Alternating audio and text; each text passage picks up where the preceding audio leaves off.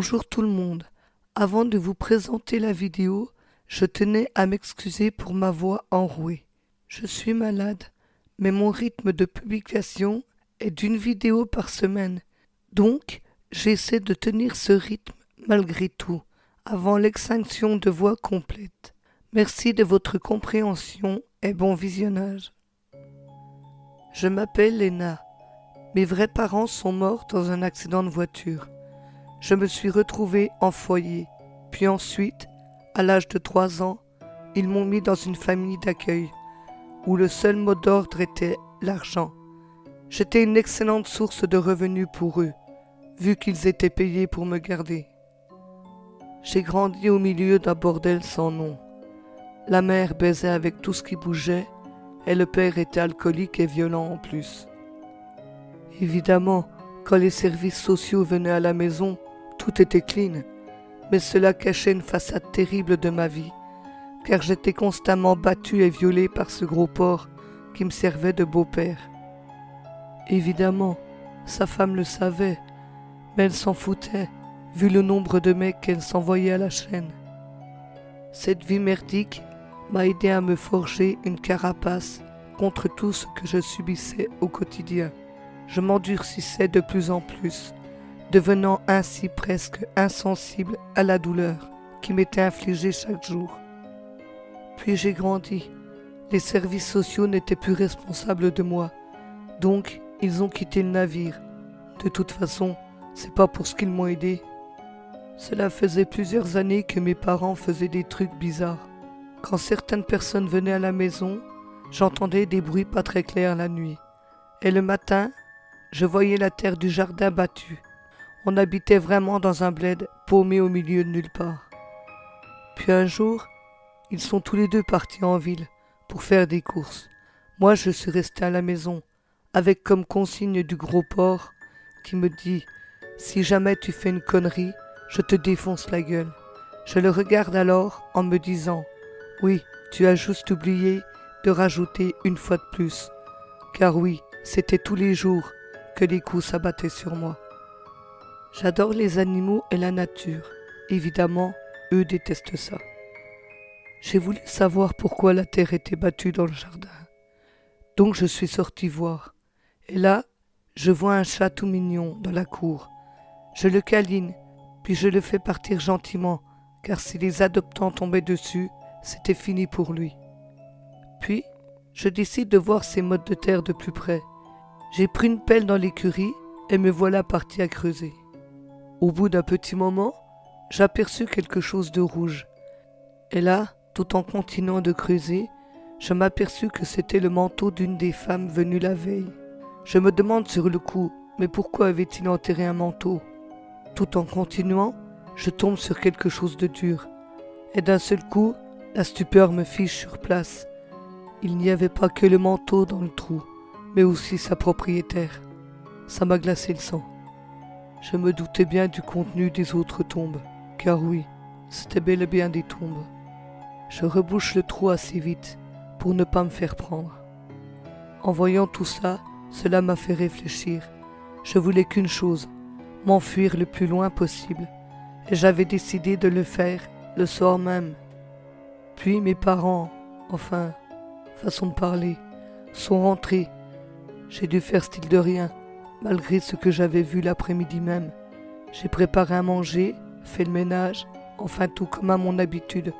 Ah oui, car je ne vous l'ai pas dit, mais je ne servais pas uniquement de sac de frappe ou de pute pour le gros porc, mais j'étais aussi la bonne à tout faire.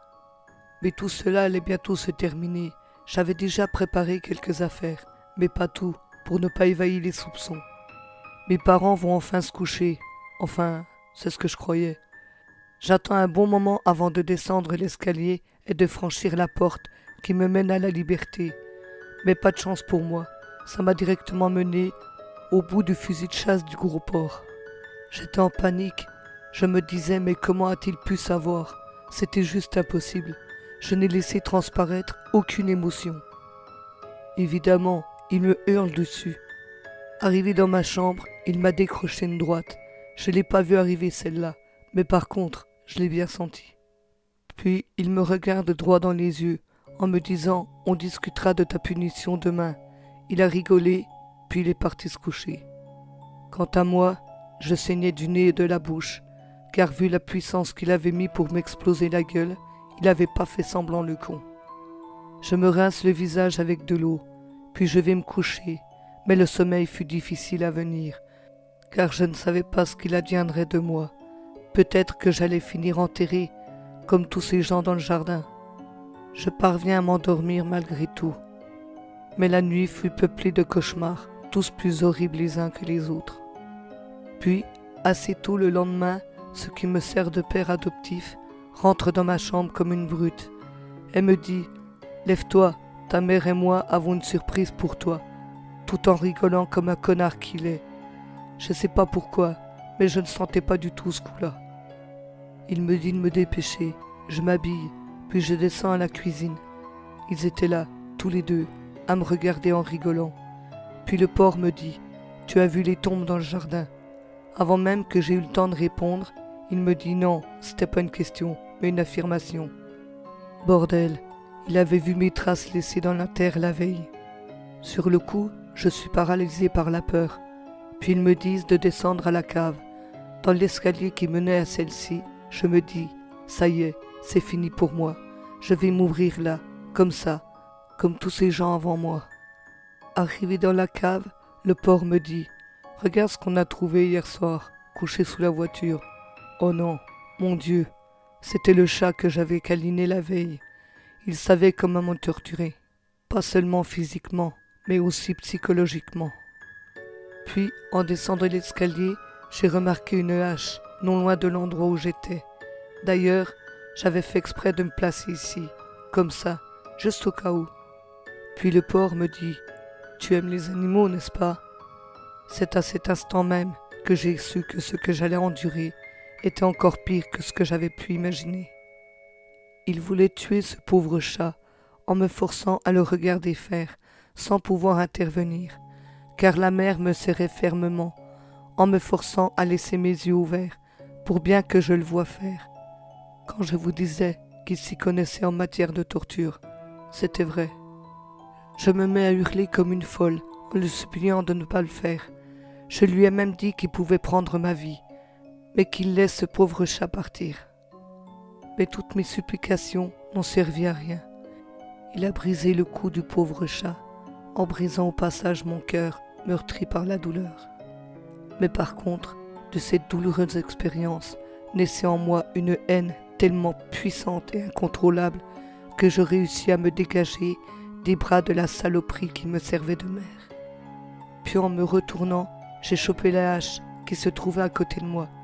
J'ai frappé cette femme si violemment à la base du crâne qu'elle fut complètement cisaillée de la tête jusqu'à l'entrejambe. Chaque moitié de son corps tombe au sol, laissant apparaître une mare de sang. Puis le porc me fixe de ses yeux, d'où pour la première fois, j'ai pu y voir de la peur. Quant à moi, je ne baissais pas le regard, comme j'avais l'habitude de le faire auparavant. Mais je l'affrontais, et pour une fois, je ne ressentais aucune peur, ni émotion quelconque. C'est alors que je m'approche de lui, qui d'une voix tremblante me supplie d'arrêter. Là je lui dis, tout à l'heure, quand je t'ai supplié pour ce pauvre chat, tu m'as regardé et tu l'as tué, avec pour seule raison, celle de me faire souffrir le maximum. Tu as bien rigolé sur le coup, n'est-ce pas? Mais t'inquiète, tu as réussi, je souffre de ta connerie humaine. Mais maintenant, c'est à mon tour de prendre du plaisir. Car oui, au passage, tu as fait de moi un monstre. Mais devine un peu qui va se retrouver dans les tombes dans le jardin. Tu te souviens de ces pauvres gens que vous avez massacrés? Eh bien, je vais te dire une bonne chose maintenant. C'est moi qui vais te tuer, et tu ne pourras plus jamais faire de mal à personne. Sur ces derniers mots prononcés, je mets un coup de hache dans la hanche du porc. Mais je me suis loupé. Celle-ci a frappé l'endroit que je désirais, mais la hache a aussi ripé sur sa jambe, lui sectionnant aussi au passage l'artère fémorale. Il s'écroule au sol, il pissait le sang, mais cela n'a eu qu'un effet sur moi, une excitation si forte que je continue de frapper, partout encore et encore, lui fracassant la tête, le corps, tout y est passé. Puis, je retourne vers la mer pour m'acharner de nouveau sur son corps, d'où la vie s'était déjà échappée. Mais peu importe, cela me donne tellement de plaisir. C'est ainsi, passant d'un corps à l'autre, au gré de mes envies, qu'au bout d'un moment, il ne restait pratiquement plus rien. Je ne sais pas combien de coups de hache j'ai pu mettre. Tout ce que je sais maintenant, c'est qu'il ne reste que quelques morceaux de corps. Tous deux baignaient maintenant dans un bain de sang. C'était une boucherie humaine. Mais quel plaisir je venais de m'offrir, en plus de sauver d'autres gens. Puis je décide d'enterrer les restes de ces pourritures dans le jardin, là où dès le début aurait dû être leur place.